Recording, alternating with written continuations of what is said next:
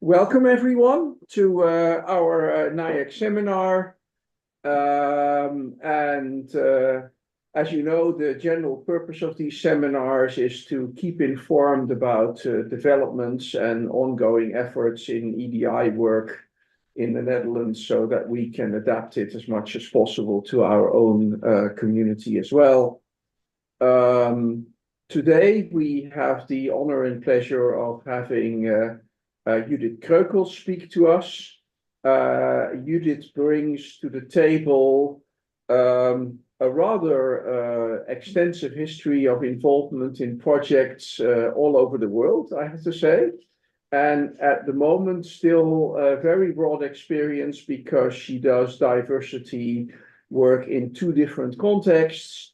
One is for the NWO institutes, so the scientific institutes for our national funding agency, and also here at our Faculty of Science at the University of Amsterdam in the so-called WICKED project, very creatively named for, I believe it stands for Women in Quantum Development.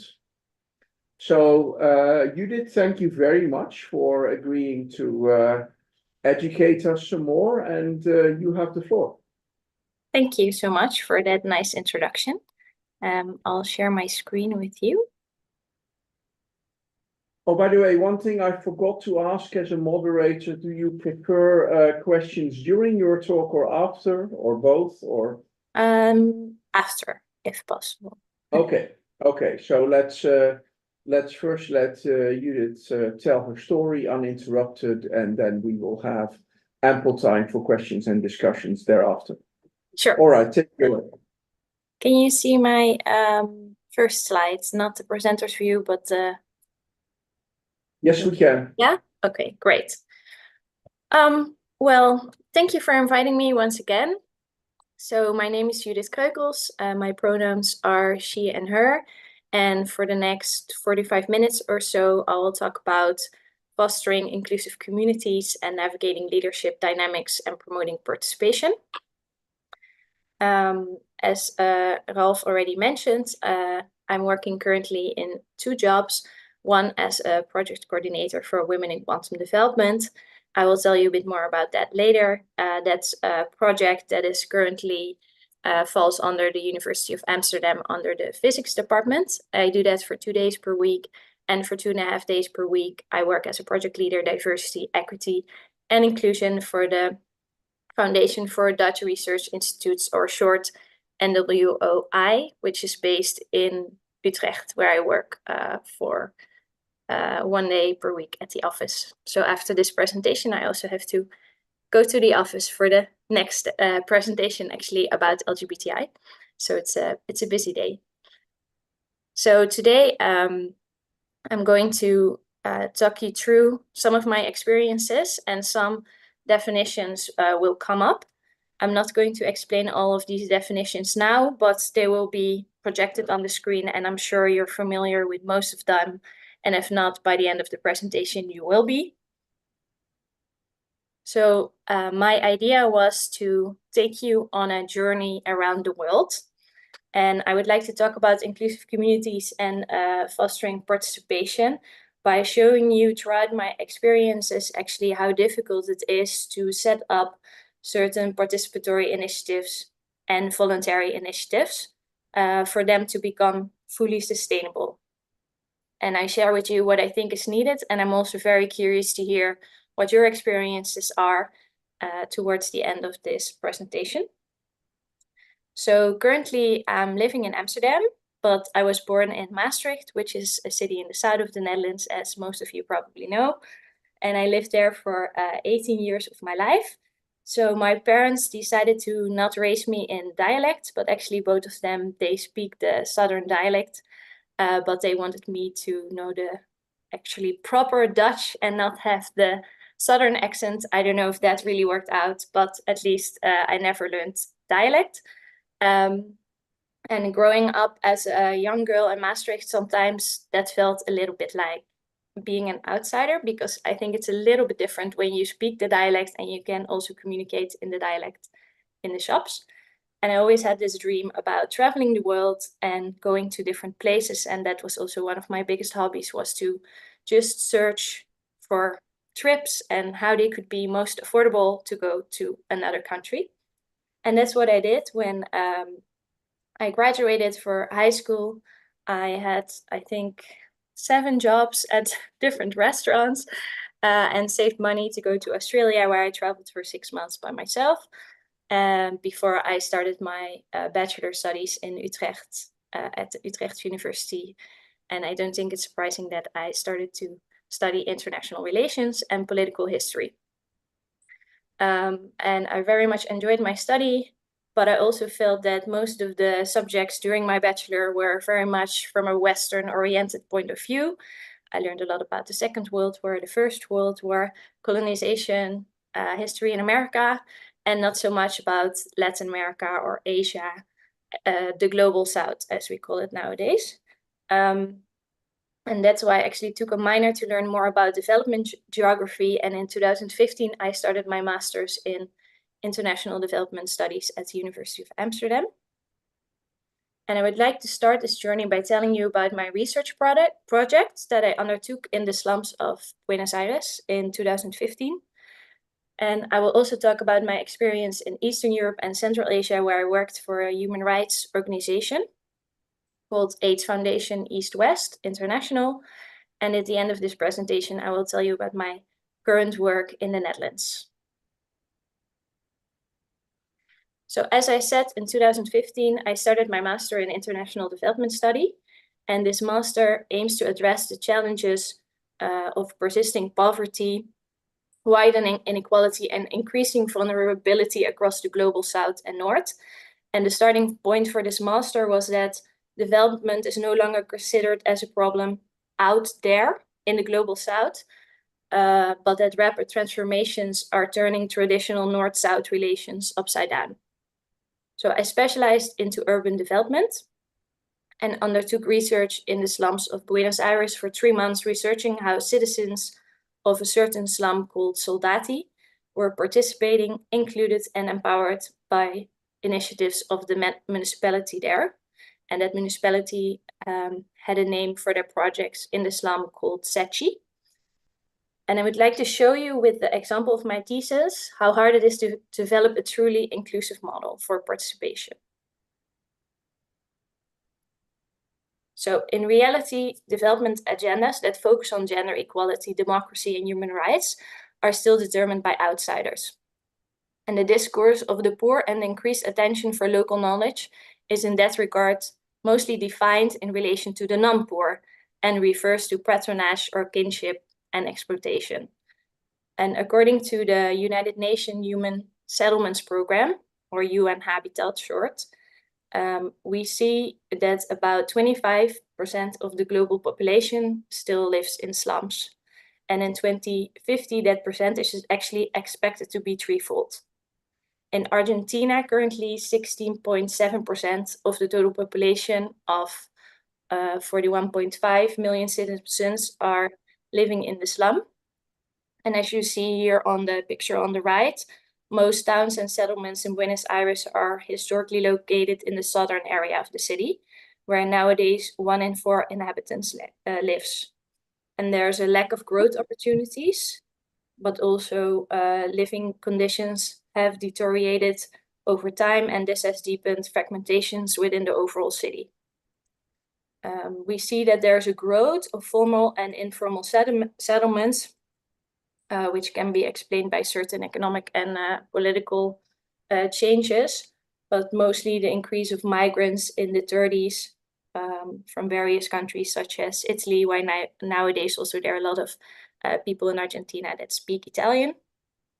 And this happened mostly between 1937 and 47, and this number continued to rise over the years, and some authors have called this the hyper-urbanization of Buenos Aires.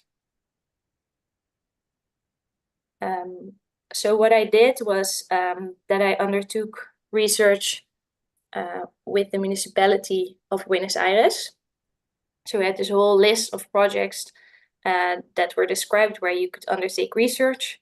And I really wanted to go to Latin America because I was studying Spanish already for a while, but there was no mentioning of actually any city that attracted my attention. So then I decided to just search online to see what would be an interesting project. And I came across an article of The Economist in which it said that people in a slum area in Buenos Aires went on hunger strike, and they protested against the municipality for not offering them basic needs.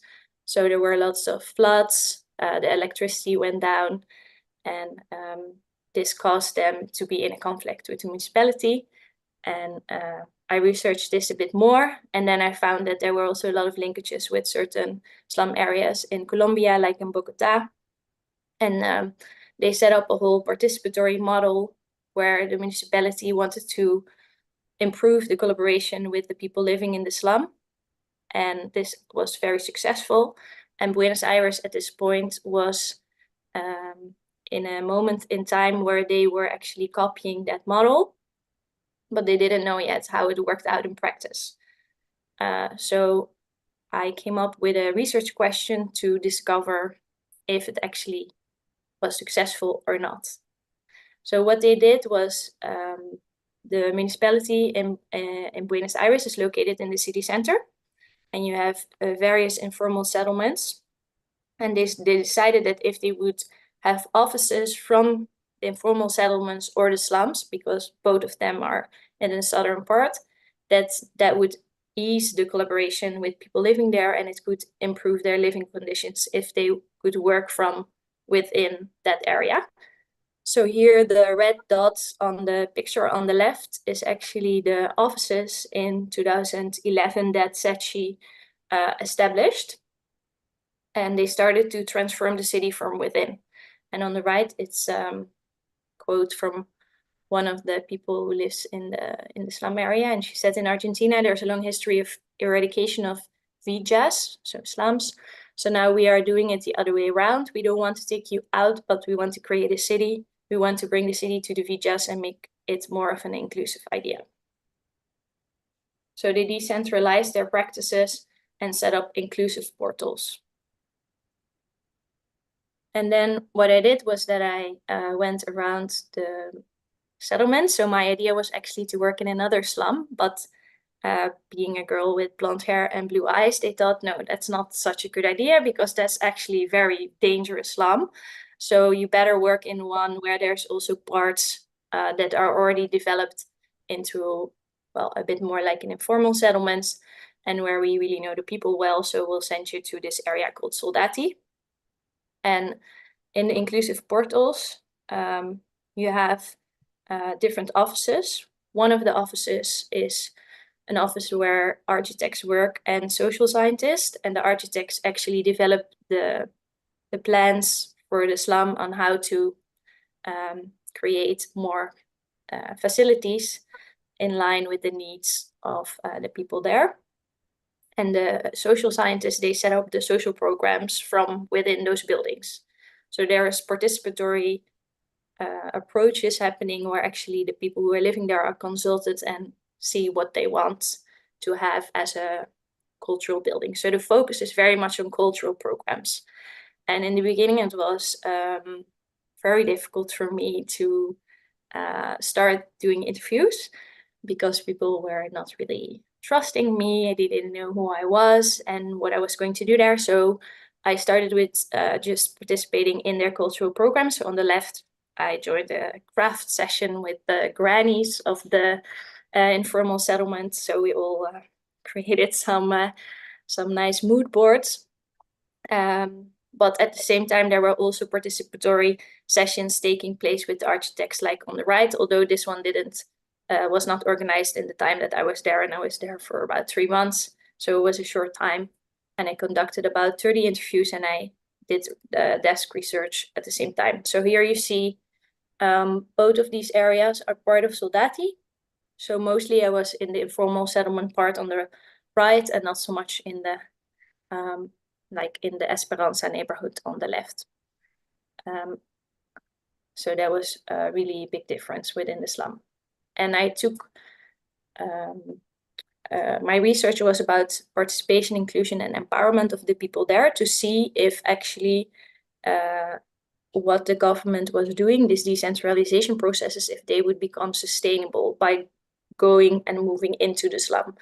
And I took the lens from the participatory governance model. And this model is about delegating power to the immediate stakeholders themselves, because it's believed that they have the most knowledge about their own situation, rather than just informing them or involving them partly. They should be involved from the start in the budget, but also in the plans that they want to execute.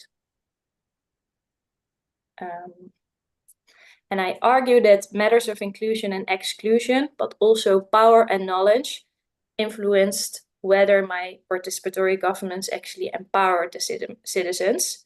It was very difficult to get sensitive information.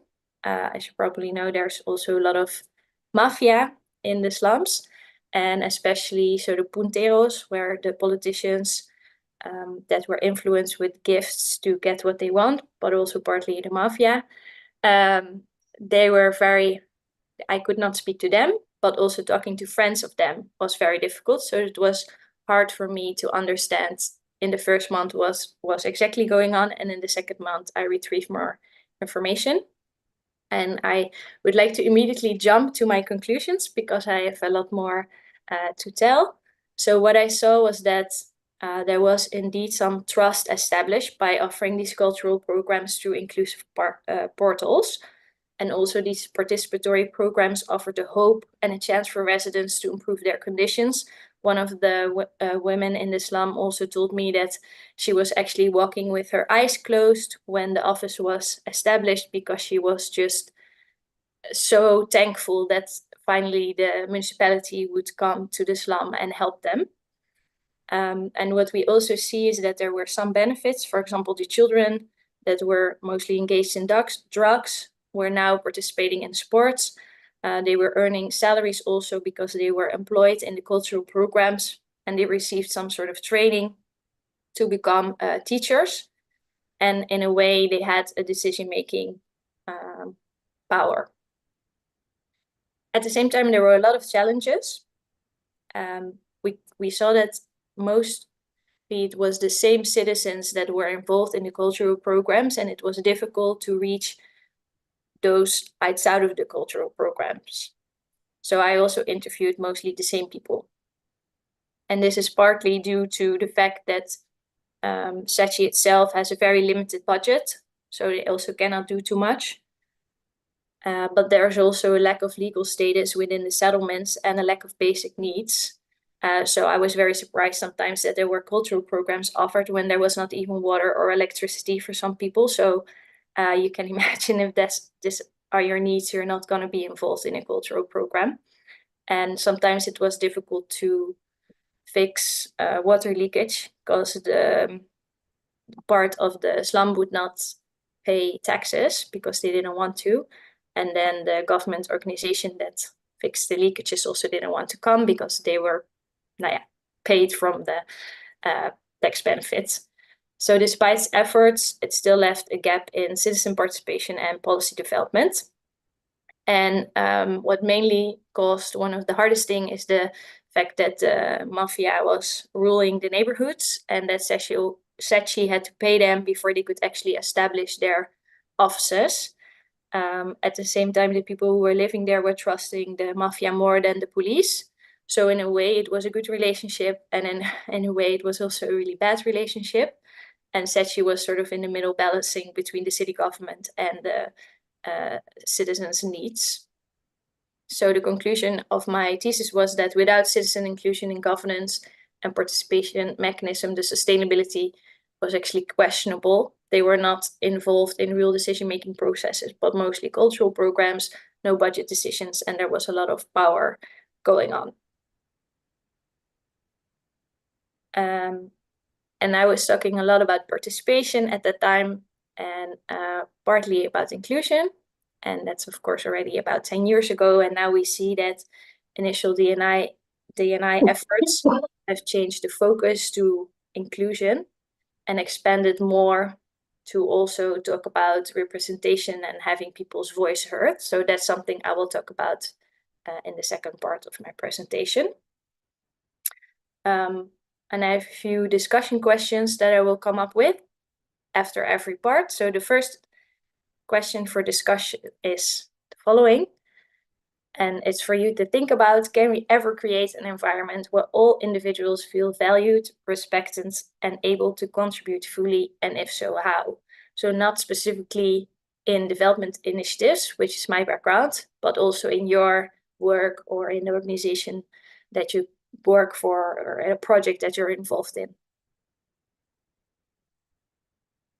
I've now taken you on a trip to Buenos Aires, and now I would like to tell you about my experience at a human rights organization, AIDS Foundation East West, where I worked from 2016 to 2020 as a project manager, coordinating various projects focused on public health services and the elimination of HIV. And the headquarters was based in the Netherlands, but we also had local offices in Eastern Europe and Central Asia. And we worked in Georgia, Ukraine, Kazakhstan, Kyrgyzstan, Tajikistan, and Russia. That's where we had offices. And besides that, we also had linkages with Uzbekistan, Turkmenistan, and Azerbaijan. And if we think about HIV infections, usually we think about the region of Africa. But what a lot of people don't know is there is a huge rise in HIV infections in this region. And it's growing in Eastern Europe and Central Asia in the recent years due to factors such as injecting drug use, limited access to prevention and treatment services, but also a lot of stigma and discrimination against key affected populations, like men who have sex with men, sex workers, and transgender individuals. And governments in Eastern Europe and Central Asia face several challenges in effectively addressing the HIV/AIDS epidemic in the region, which limits their ability to respond without external support. So the support came mostly from the Dutch Ministry of Foreign Affairs, and we'll talk a bit about that later. And AIDS Foundation East West is an international public health organization who works to improve the health and well-being of these populations. So we also worked, besides on HIV, on the prevention of tuberculosis and hepatitis C. And most of the focus was on the prevention, the care, and the support so that people could actually have the basic medication to prevent HIV, but also for addiction. So also methadone, for example, for drug users. And next to the groups mentioned here, sex workers, MSM, people who use drugs, and transgender women, we also worked in prisons.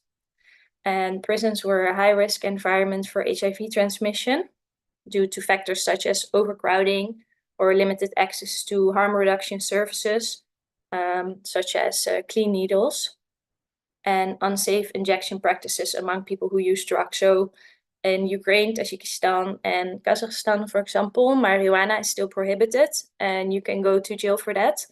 And often you see when people come out of jail, they have HIV because needles are shared. And sometimes also it's in a situation where they're not even injecting drugs, but they're treated by a doctor with an infected needle. And that's the way they get HIV. So sometimes when they get out of prison, their situation is worse than before they went to prison. And the long-term goals are listed here on the left. So we worked in a consortium with about 16 countries and 4 organizations in the Netherlands and 3 international organizations. And the goals were to strengthen civil society, to hold governments to account, because, for example, in Russia, the existence of gays was just denied. So they would not be able to get proper services because, it's not even, they cannot even live there. So be open and be gay is something that's very difficult. So to go to a doctor or to get medical services, you could easily get stigmatized and discriminated. And one of the things we did was to give certain trainings and tools to the organizations there to empower them, but also to talk to government officials to lobby for basic needs and care, so that their human rights could be fulfilled, and that in the end we would improve sexual reproductive health and rights and have fewer HIV infections. And as I already said, the biggest funder for AVIA International was the Dutch Ministry of Foreign Affairs. And when you set up a development project, you do so in a consortium. And the three key populations that we had were mostly migrants, women, and drug users. And we also collaborate with another partner. You probably have heard of them, AIDS Foundation, AIDS Fonds in Dutch. And they would mainly work in Africa with children, for example. So we all would have a different key affected population depending on the region where you would work. And one of the demands of the Dutch Ministry of Foreign Affairs was to establish programs with an intersectional approach. And intersectionality is a concept that explains how different social identities such as race, gender, class, and sexuality overlap and interact to create unique experiences of discrimination and privilege. And it shows that people can face multiple intersecting forms of oppression that must be understood together and not separately. So as such, if we would work in a country like Georgia and we would collaborate with the youth, but also with drug users and sex workers, they would see that as one population who's having HIV. So you would set up a project all together for all of them. But in reality, this brought a lot of complications for us, because there's actually also stigmatization and discrimination within these groups. So if we would go to the sex workers organization, they would say, we don't want to have a meeting with the drug users because we're not injecting drugs, we're not crazy, at least we're not injecting ourselves with needles. When we would go to the drug users and go to their foundation, they would say, but I'm not selling my body for sex. I'm not going to talk to the sex workers.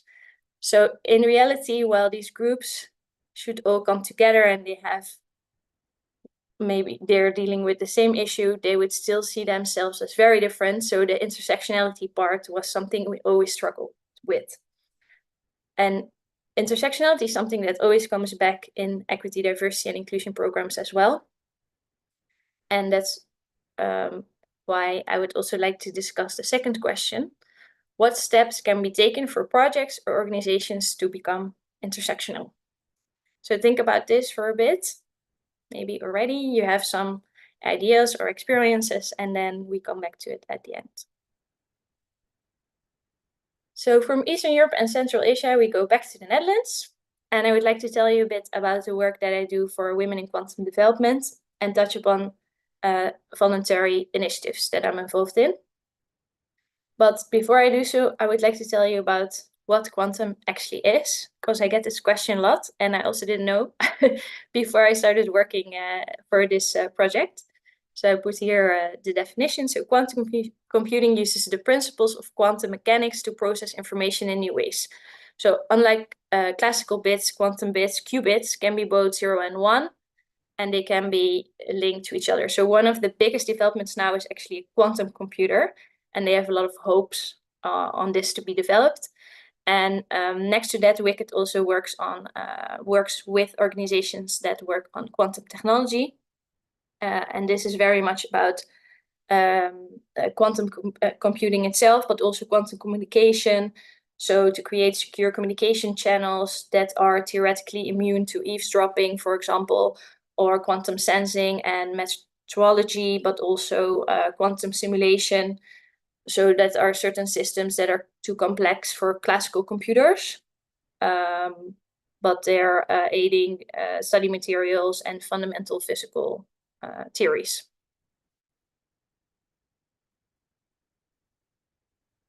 So Women in Quantum Development, or short WICIT as we call it, was set up as an initiative in 2020 by two researchers that have a quantum background. Julia Kramer, who's the one here in the photo clapping, she works at as an assistant professor at the University of Leiden, and Stacey Jeffrey, who works as a researcher at CWI, which is one of the Dutch research institutes. And there are not many women in quantum. As you can see, research shows, according to UNESCO, there's less than 30% of the world researchers that are women, and this figure is even less within the quantum community.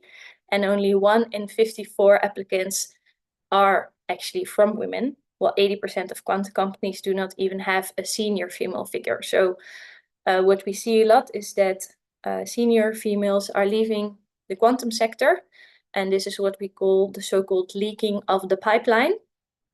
And this is very much a trend. So for young people and PhDs or postdocs, it's difficult for them to imagine themselves in a long-term career.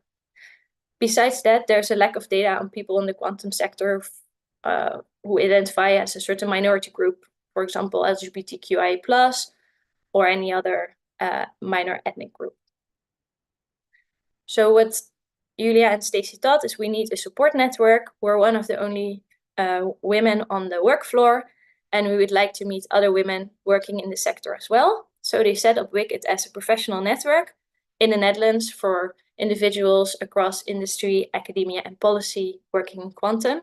And their aim was to connect and retain women, and later also other gender minorities, through support networking and community growth. So initially it was set up as a volunteer initiative. And what they did was that they asked overall PhD students to join the organizing committee. And the organizing committee is responsible for setting up the activities within Wicked. And then they put together, at that time it was still the advisory board, right now it's the steering committee. They set up an advisory board in which they asked certain senior female staff to advise them on the development of Wicked. And in that way, they started running it. And right now, we also have the distinction between advisory board and the steering committee, where the steering committee is more the board responsible for the funding and strategic plan for the coming years. And the advisory board is more like a silent board who we advise once a year. And on the right, you can see the photos of the current organizing committee. There's about 10 of them, mostly working as a researcher, as a PhD student, but also some of them work in a startup.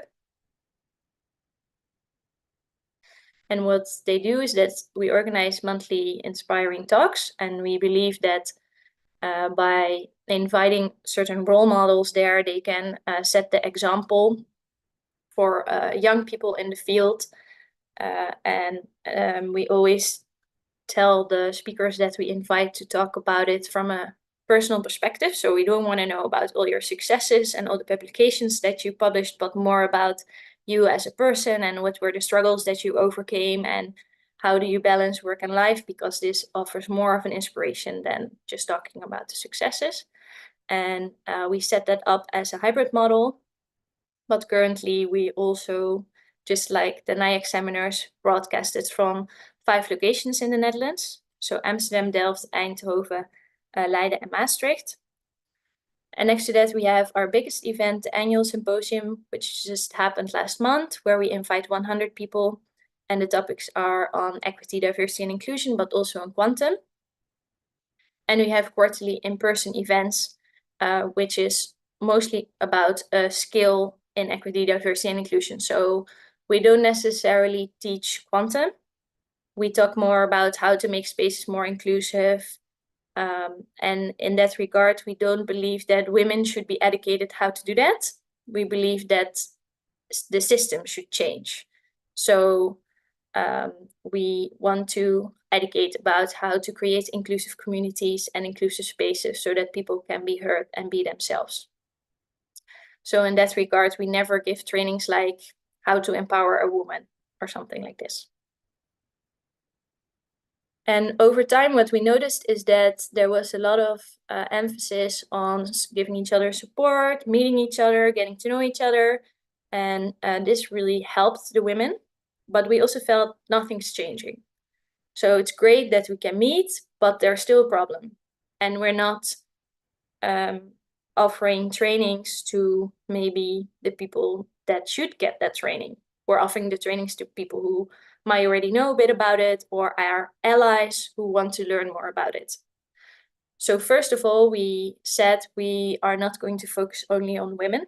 We are going to focus on gender minorities, because usually minorities, they are dealing with same issues. They're having the same struggle. So we're open to women, non-binary people, people who identify as a woman. And then we said we should take diversity in that sense broader as well, and not only focus on gender diversity and try to become intersectional ourselves. So we're still in this stage, which is also sometimes difficult. Right now we have done a lot of trainings about neurodiversity, because we also see that neurodivergent women tend to find out later that, for example, they have ADHD because it's just recognized differently, and there's a lack of research on neurodiversity in that sense. And I think this quote covers it pretty well. So both men and women felt that the best way to promote gender balance was to provide support for women. However, this goes against well-documented evidence that targeting senior leaders, usually men, is the most effective method to have change. So currently what we're doing, and we're still developing because we're a very small initiative, we're getting support from the 5 universities in the Netherlands, the biggest one on quantum, so Delta, Delft, Eindhoven, Leiden, Twente, and Amsterdam. And we have support from Quantum Delta for our staff. So currently it's me working for 2 days per week and a student assistant, and the rest of us is a volunteer.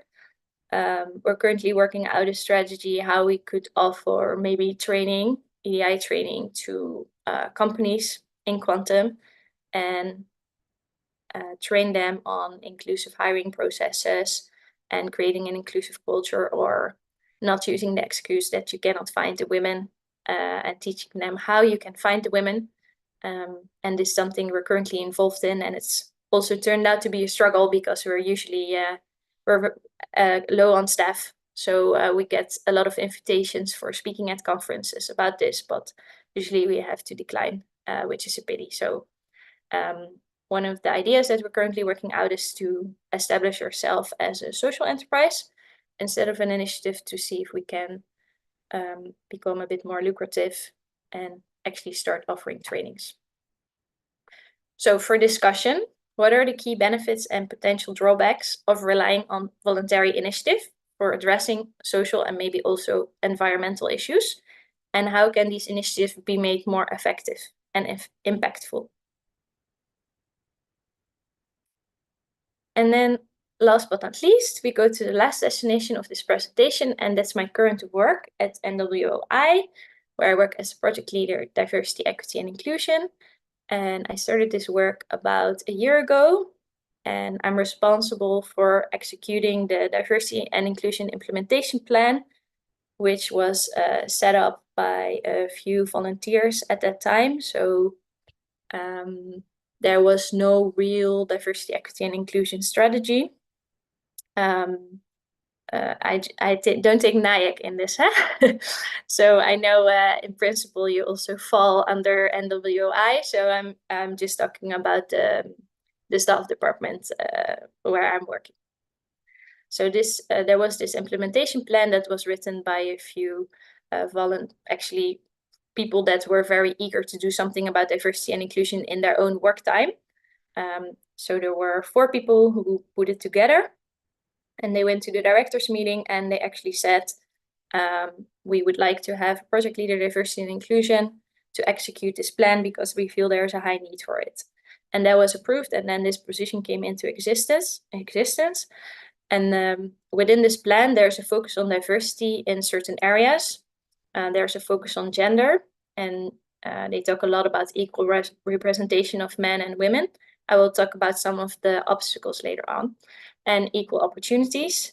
In terms of LGBTQIA+, it's a lot about colleagues being themselves, the organization actively pursuing a policy where they can ensure this is also the case.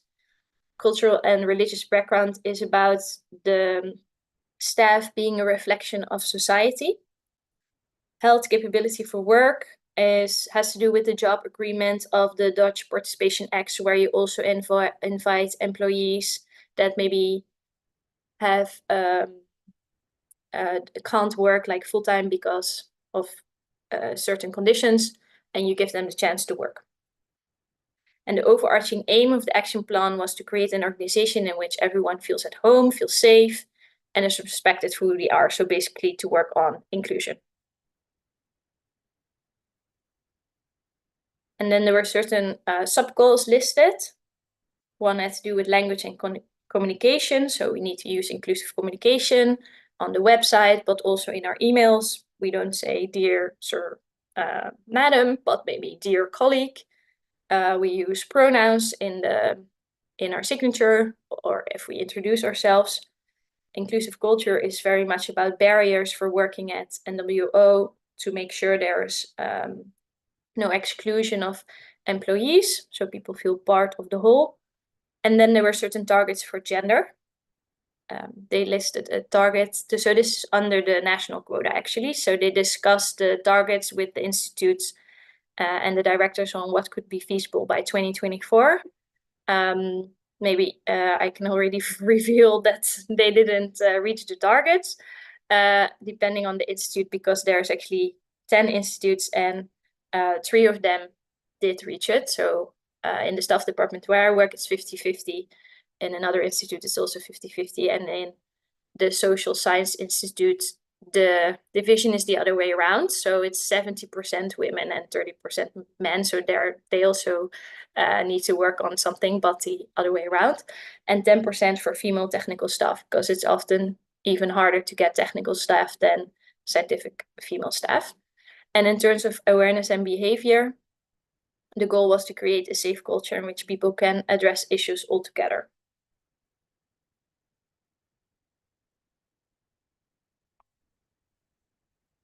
And then there was the last goal, which is about respecting people in their choices concerning work, time versus other activities, and making sure they have as many facilities as possible for employees with a temporary, chronic, or permanent disability to also work to their full potential.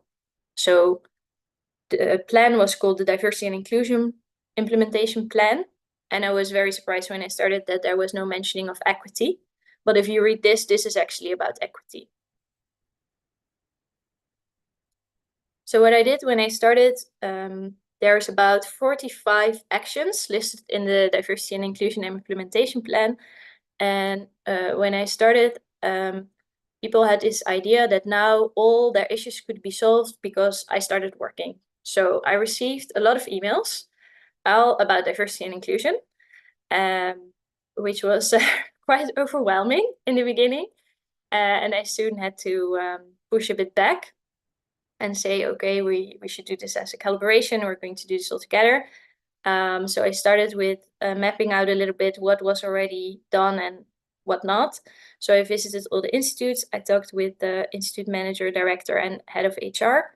And I mapped out if there was a diversity, equity, inclusion team or not. So I found out that some institutes had one and others didn't.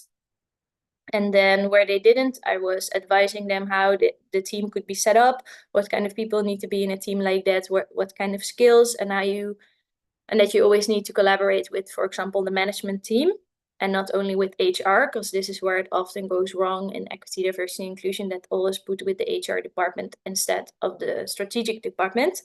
So my position falls under the strategic department, which I think is really good that they did that in that way. And that's not what you see at a lot of organizations, that it's done like that.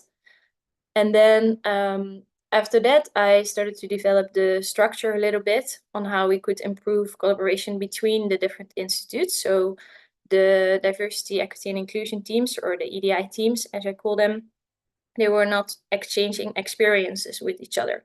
So we set up this meeting for them, the EDI representative team meeting. So here the concept of DNI and EDI are a bit mixed still in the PowerPoint, because officially the E was not included yet. So that's why I was playing a little bit with that. And we, in the beginning, we met monthly online to just share what are we doing, how are we doing it, Some of them had a strategy already, others didn't, so they could actually learn from each other. And then I set up I set up the EDI task force. And at that time, there was a director and an institute manager who had EDI in their portfolio, and I put them in there together with the head of communication, head of HR. There's someone who coordinates women's project, the LGBTI coordinator, Tana Joseph on behalf of NAEIC, and a few others who had something to do with EDI on a more policy and strategy level. And then currently what we're doing with the task force is that we're rewriting the implementation plan. So we're, instead of just talking about outputs, we're now defining outcomes and KPIs to see how we can actually start measuring improvements, because there is no baseline. We did the employee satisfaction survey that was sent out a while ago that gave some numbers, and I know that NAEIC also did a survey of which some of the results I understood will be presented next week or the week after. But besides that, there's no real in-depth research done on EDI and how people experience that. So that made it sometimes hard to know where to put the focus on. So right now we are doing 4 trainings on a theory of change model with which you can also develop KPIs. And this model will then also go to the EDI teams, and we will gather feedback from them. So besides these 2 teams, we set up certain employee resource groups as well, which you see below here in the image. So an employee resource group is actually sort of union of employees from a minority groups. So you have this in a lot of companies like Philips or ASML. They have very big LGBTI networks or women networks where all of these women and non-binary people, they unite themselves and they actually voice their needs to the board. So they can be consultative bodies and they can also be there for creating awareness among their colleagues. So there was already an LGBTQIA+ network, and now we called it ERG. And together with a few other employees, we set up the ERG for women and non-binary people. And now recently also one for neurodiversity. So this is not finished. This is a work in progress. So ERGs can also be formed by employees themselves if they feel a need to. So far they hadn't been formed besides the one of LGBTQI+. So that's why the others were a bit more top down, and the idea is that they will run by themselves.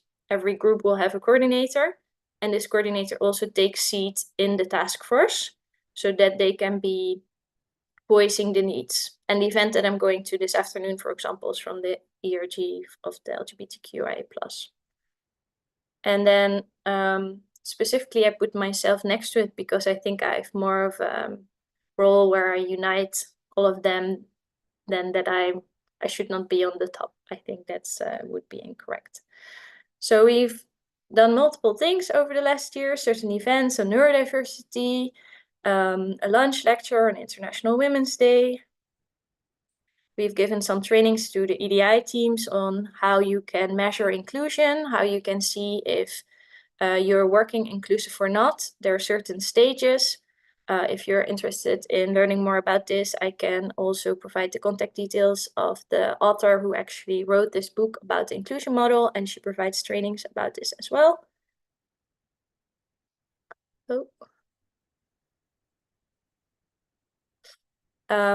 So then some of the successes and challenges. What we see is that specifically on institute level, it's going really well with training. So active bystander training and social safety trainings are just continuing to take place. We have at some institutes had an inclusion officer or a consultant that would actually advise them. And most institutes had also a D&I team, and on the central level, so from management, there's a lot of support going to the D&I teams. We now set up the EDI task force, 2 additional ERGs.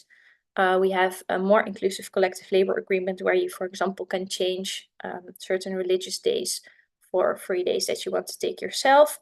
We offer the 8-month inclusive training on inclusive recruitment processes to HR. and also a training on inclusive communication to communication professionals. And we see that awareness is going beyond gender diversity, because that was the main focus in the beginning. But we still have a lot of challenges. As I already said before, there were a lot of expectations. And I always think this image covers it pretty well. This is actually from Dr. Hahir Ahmad's LinkedIn. He created it himself. He's an expert in EDI. And here you see that the head of D&I is on the left. And here on the right, you see the expectations, and the budget is here somewhere on the left as well. So usually there's limited budget, but there's a lot of plans. So one of the most of the challenges that I see with the D&I teams have to do with volunteer labor, because D&I teams are usually researchers that take seat in a D&I team. When they leave the organization, the team falls apart. When they don't have a lot of time, then they won't attend meetings or execute plans. They lack a bit of expertise in certain concepts. It's also what they told me that they have a need for. So in a way, there's no sustainable structure, and there's also a bit of unclarity about their responsibilities, because they also felt they should do everything from an inclusive hiring process to advising the management team and setting up all the activities. And I made clear, I think your role is more about inclusion rather than diversity, and you should work more with leaders to take up certain tasks rather than doing everything yourself. And then there was a bit of a lack of strategy as well. And then on a more central level, what I already said, we had a lack of measurable outcomes, so we could not really measure if there is progress.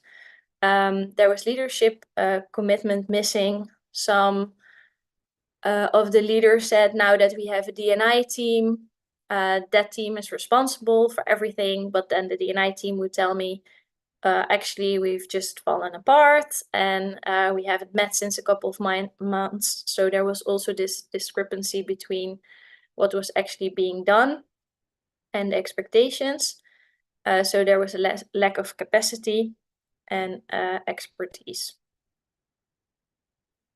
And what I think should be improved is that there should be a lot more responsibility put with the group leaders. And I also advise that the implementation plan should be revised, because the D&I teams were not even included. And like I said, there should be a focus on equity. So I'm sure you're familiar with this definition, but just to be sure. So equity is a lot about recognizing that individuals have varying needs and may require different levels of support to achieve the same opportunity and outcome. And you see when organizations work on diversity and inclusion, that's still sort of doable, but sometimes when equity comes in, it makes it possible for certain employees to have more budget than others. For example, imagine you're a neurodivergent employee and you need a calm space because you have ADHD. Then maybe if that space doesn't exist, they need to create that space for you. So there needs to be more budget put into this. And this usually creates resistance from other people if you don't explain and communicate it well on why they cannot have a space like that. So equity is not about giving everybody the same, but supporting your employees in a way that they can actually work and execute their work to their full potential. And I think this is one of the biggest lessons, is that success in diversity and inclusion will only be achieved if those in a leadership role are actively, visibly, and honestly committed. And we don't put everything with volunteers, because if we keep doing what we're doing, we're going to keep getting what we're getting. And that a lot of the leaders are afraid that they would get more tasks and more responsibility, but it's about changing the current tasks that they have and not actually giving them additional tasks. So in that way, it needs to be included in the DNA of an organization. Oh. So this was my last question for discussion. What strategies do you use to handle resistance from leaders? So I hope you learned something about inclusive communities and fostering participation by taking you on this journey around the world and talking about all my different experiences. I know it was a lot. So I'll just put the questions for discussions on the screen so you can all read them. Thanks.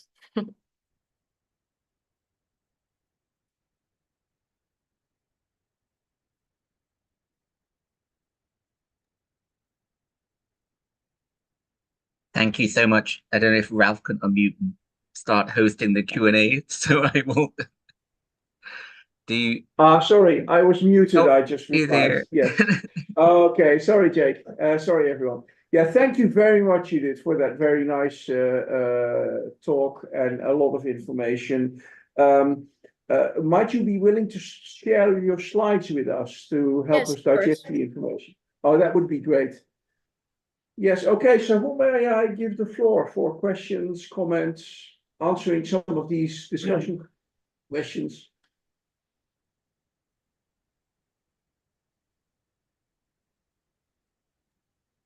I'll go first if no one else wants to talk, but I can never tell if my sound is coming out okay or if it's echoing through YouTube and things. But if it's fine, it's fine. We can hear you just fine, Jake. So, I mean, I really love the presentation. I think both of us have been around the world doing a lot of things in our time, though we have not overlapped very much. Oh, funny.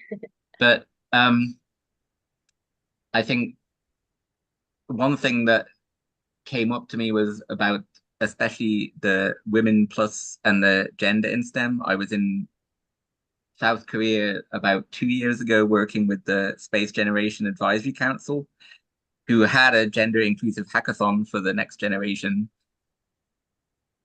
and had youth from Korea coming and working on that, which was part then connected to the Space for Women conference at the UN.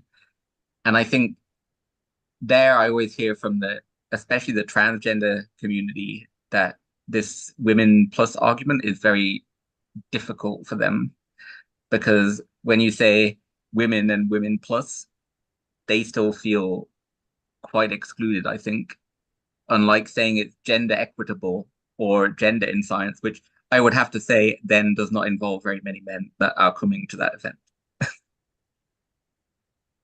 Yeah. So do you think, like, strategically, how can we make those things work? Yeah. Yeah, I know there's a lot of discussions about that, and especially for women in quantum development, the organizing committee really feels that it's wrong that we're called women, and they want to replace the W by we. So they want to be called we in quantum development, and they just want to talk about minority issues. So this is a discussion that is going on because at the same time, there's also discussions in our steering committee that maybe it would be good to still focus on women for now and then gradually change it. And I think personally that, I mean, I think it should be about gender and it should be about all the minority groups, because what we see is that we're just dealing with the same thing, maybe from a different perspective, but it's very interesting to also talk about that. Yeah, and I mean, like what you said there too about I keep telling the same story over and over again, so probably most people heard it. But once upon a time, when I was working in the US, I evaluated this NASA poster that they made for girls working at NASA. And we evaluated it with high school girls. And the high school girls were absolutely turned off by the poster about why does NASA have to make a poster to tell us to work there? Because we didn't think that it was an issue till this poster. And I think that came to a point of the like senior white male problem, which I think on our committee we actually do better than most places, that we do talk to old white guys. Ralph's there. Sorry. And I could be old, but I think that is a big important aspect that you brought up, that we should be addressing where the issue is, because 13-year-old girls aren't having a problem about going into STEM careers, right? They're happy about it. Yeah, and I think that's something they might come back from when they grow older, unfortunately. Yeah. But I think that's what we have to do, right? Is Yeah, I mean, I would say this for Wicked, right? So for Wicked, I would say yes, we should focus on gender minorities in general. I think that should be the focus.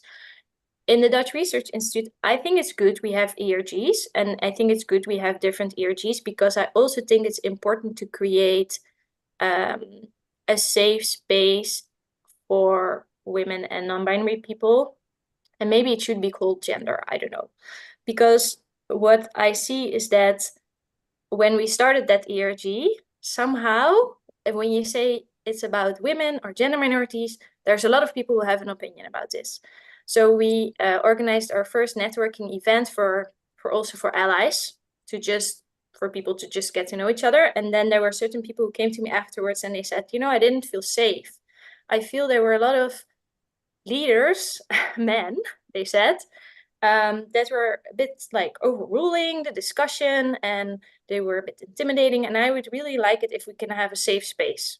So I said, okay, that's fair. Like, that's how we do it with Wicked. Sometimes we organize events for just the minority groups, and sometimes together with allies. It depends a bit on the goal of the event. So sometimes we want to create awareness, and sometimes we just offer a safe space. So then we organized this event, a panel discussion with for female researchers in different points in their career. And then there were men coming to me saying, why is this event not for me? So I feel there's always this discussion going on, and sometimes it's difficult to do right, but I still think we should try, and we should try our upper best to make sure we have safe spaces, but also inclusive spaces. Yeah, and I think before I let Samaya go, I'll just make another point. Sorry, Ralph. I'm just going to steal one more point. This is really your last point, Jake. Yeah, well, to say firstly that I mean, we totally agree with that. In the International Astronomical Union, where I am co-chair, will become chair of the equity committee there, we have the Equity Inclusion Committee in Astronomy and also the Women in Astronomy Committee that are two separate committees. But we also, if you join as a new International Astronomical Union member right now, you put your gender on a spectrum. There is not a male-female choice. There is a whole spectrum bar. You can decide where you click and put it there, or decide you're not on it.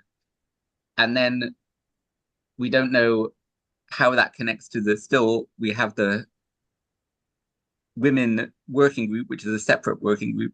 And also they run a seminar series, which is mostly attended by men. So it's also very strange to us. Okay, thank you, Jake. Samaya? Thank you, Judith, for that fantastic presentation. So I have a question a bit, well, more, I guess, to ask your thoughts about how you see the future going, given the current change in the political climate. We've seen, for instance, in the US, that obviously lots of advances were made in EDI issues. I would say in the last decade or so, but obviously in the last couple of years, due to the political climate, there's also been a very vocal backlash, I would say, against initiatives, obviously depending geographically where they are in the US. And I see that in some sense, I mean, I haven't done a study per se, but just from what I'm observing, I can see that also happening in Europe as well, that, you know, there have been a lot of advances made in these discussions, as well as initiatives and the fantastic work that you're doing at NWO. But I wondered, yeah, how you are viewing, I guess, you know, the rhetoric that is being used also about improving inclusivity and equity in the workplace, in our communities as a whole, specifically also in the Netherlands, in the Dutch context. That was my first question. So I will ask the next one afterwards. Yeah, thank you for your question. So I think in general in this field, also in development work, but also in EDI work, you cannot do it when you're not optimistic. I think that's something that you need to be in order to continue. So I definitely think a lot about the current political situation in the Netherlands. And yeah, I would be a lie if I say I'm not worried. At the same time, if I think about just specifically for my work, I do see that the group of people that supports this is still bigger than the people who give resistance. And I really believe in not putting too much, if it's in the work itself, not paying too much attention to the people who resist, but making the group of people who are a bit unsure what it is, but want to support it, to make that group bigger. I think there's a 80-20 rule that if you just keep on going with your activities, the train will go and people will jump on. So I'm still holding on to that belief much in my own work, also around me with my colleagues, even if it's also very difficult working situation, and also how just academia is set up. It makes it difficult, for example, for women, and we cannot change the whole system. I'm still trying to stay positive and believe in just the best in people. And I also think what is important is that we maybe, if we want to send a message, if we reframe our language, for example, we set up this training on inclusive recruitment processes, and we didn't call it diversity and inclusive recruitment training, but objective recruitment, because something with objective always does it very well with scientists. And if we look at research, especially from McKinsey, then, you know, you just see that if you work on EDI, that you will get more talent. And this is something that institutions, research institutions care about. And they care about the quality of their research. So that's why we should work on EDI. So I'm hoping in an ideal world, at one point, my position would not be needed anymore.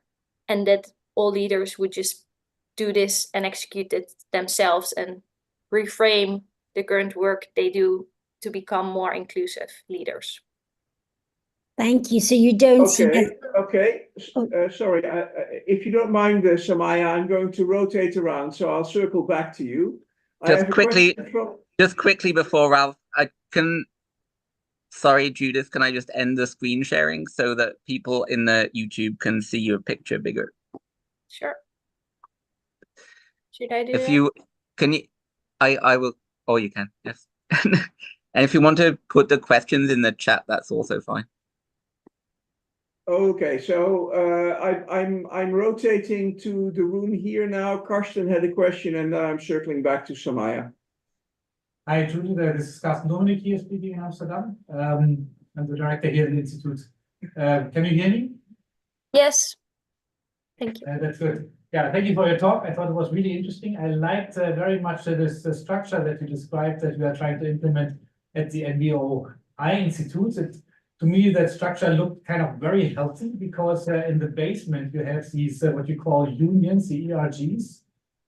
Because I have the feeling that sometimes one of the problems that we are dealing with is that we are forming EDI committees, and then we are kind of putting this as the base, and all the initiatives should be coming from there. And I think what you described looked healthier to me. So, and if you call this unions, that gives some kind of indication of completeness or a high degree of organization. So my question is that really the case? So do you have the feeling that significant fractions of the people that you have in the EDIGs are really engaged in this process, or is it very small numbers compared to the whole population of the institutes? Mm-hmm.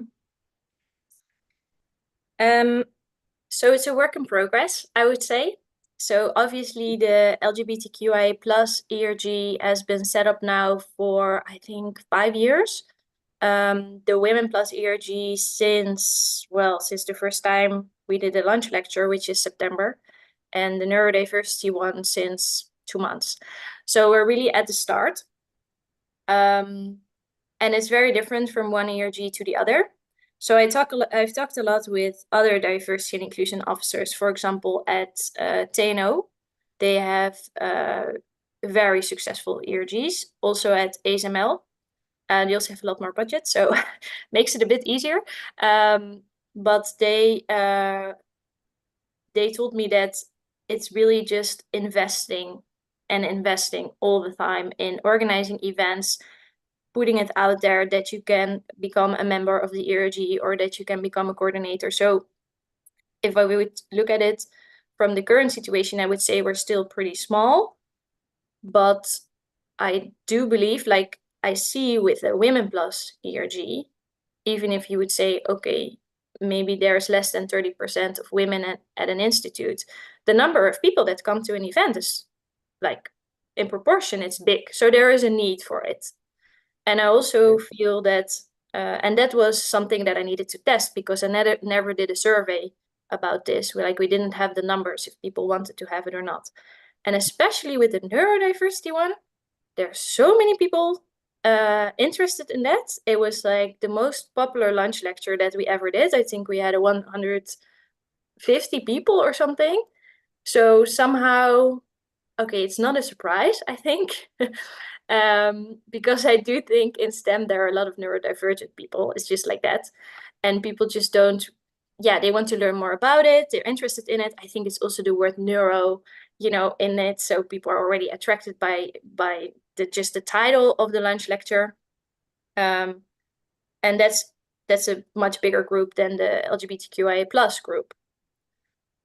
So in a way, I do think this is the way forward, and you really need these initiatives. And at one point you make, what we are still struggling with is how to make them intersectional. Because, for example, if you're a Black man, but you're also gay, maybe you would rather join the ERG for Black people than the one for LGBTQIA+, because you have limited time if you're a researcher. And then, that's also a pity, because then maybe you miss out. So we're trying to now unite the ERGs more and make like intersections between them. Okay, thank you. Okay, Samaya, you had a question still? No, it's okay. I will ask Judith later. That's okay. Thank you. Okay, fine. Anybody else with questions or comments? I can still keep talking and asking. I have one here in the room from Giovanna, and then I'll get to you, Jay. Yeah, go for Vanna. Hi, thank you very much for the presentation. I was just wondering, do you think that one of the issues that we have is that all the people volunteering in these committees are actually the people, I speak for astronomy, who succeeded? So the people who are a bit disangled from the actual problems of the new generations, and that probably we should have people in these committees who are younger and they are not in permanent jobs, because these are the people who don't feel included, who are struggling, who feel that they have barriers and they didn't overcome those barriers because they didn't get to the permanent job. Am I speaking of different, independently of gender, of color, or background? Because, if you put all of the permanent staff or people who have permanent jobs, at that point, this is a selection effect. Involunteer, but it is a selection effect. What do you think of this? Survivor bias, if you will. Yeah, it's a survivor bias, yeah. Mm-hmm. Yeah, so what I see is that there's indeed a lot of young people that join these EDI committees, and they also leave because either they're master students or they're PhD students. At the same time, they're the people who have time, and they're also the people who have a lot of great ideas on how to change certain things. So I think what is important is that, so when I advise how to put together an EDI team, usually we say you should have 5 positions. So by the top of my head, so it's a communication person, a learning and development person, someone from the management team, a diversity and inclusion officer, and someone who is a finance person. So they say successful EDI teams should contain these 5 positions in order to become sustainable. So when I was analyzing how the EDI teams were composed, I already saw there's a lot of positions missing there. Sometimes it was only researchers. There was nobody from communication. There was nobody from the management team. But if you don't have anybody from the management team, there's no link. They don't know what's going on, or you inform them, that's fine, but it's better if they're included because they also need to take it up. So I think it's important that we look at the composition of EDI committees and advise on how they should be reshaped. I don't think it's a bad thing that young people take seats and that it's maybe majority young people, because in NWO-I, PhD students also are allowed contractually to spend more hours on this and actually extending their PhD if they take place in these committees or they take seat in these committees. So in that way, we can really build upon them for some years, and they're eager to. I'm not saying we should just put PhD students. That's really a problem. And besides EDI committees, just leaders should, head of HR should be setting up inclusive trainings. Directors should be feeling responsible to become inclusive leaders. If you don't know what an inclusive leader is, you should do a training. You should become vulnerable. Don't work on masculine forms of leadership anymore. We're in 2024. I don't know, like these kind of things in leadership positions should change even more than that we're changing the composition of EDI teams, because EDI teams are not the ones in the end who are responsible for this, but it's leaders. But this can be done only making trainings, and you need somebody who organizes the trainings. So probably the new EDI officer can organize these trainings. Yeah, true. So I think what is important is that we don't only have volunteers, and if you have volunteers, that you give them certain hours so that in a way they're paid. So I know in research this is difficult because they work 40 hours, so they're not going to work 43 hours. They're going to do this in their own time. How I personally believe in it is that I think EDI officers are needed everywhere, at least to transition to a phase where leaders take it up themselves.